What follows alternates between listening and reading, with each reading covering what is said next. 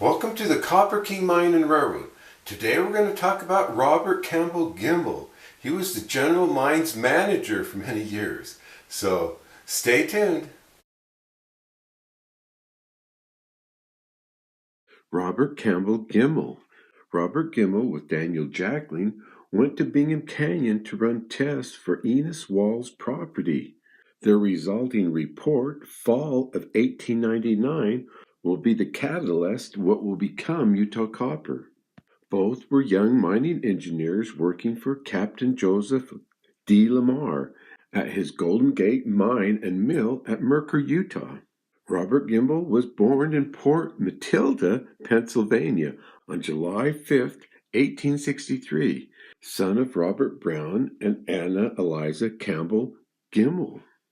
Robert was educated at the University of Michigan, worked for the railroad engineering department, surveying. He did some hydraulic mining engineering also.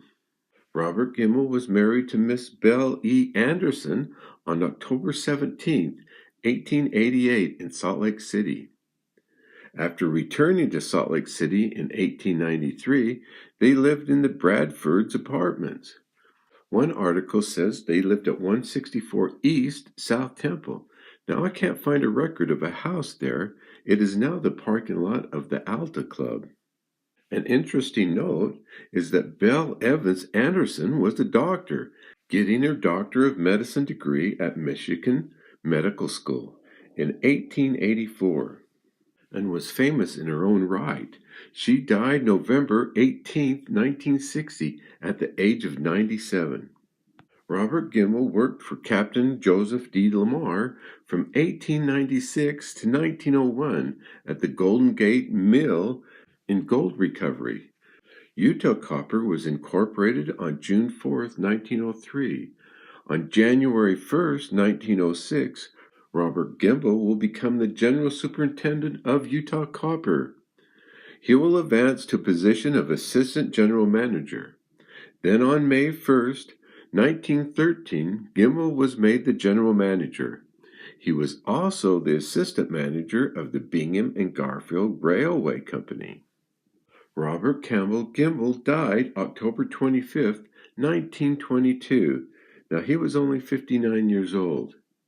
In his honor, Utah Copper will build the Robert Campbell Gemmell Memorial. It was a clubhouse for the people of Bingham. Groundbreaking was on July 30th, 1923.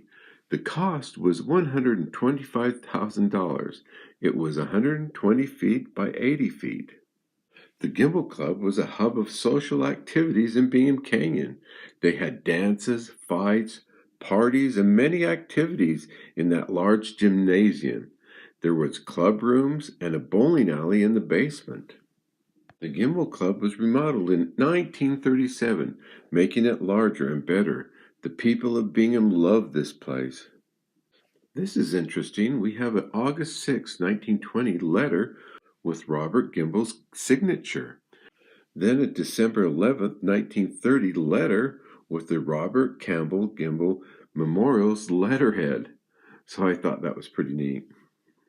After the demise of Bingham in the late 1960s, Kennecott will take over the Gemmell Club. They would use the building for offices. In the basement where the bowling alley once was, they will use for core samples.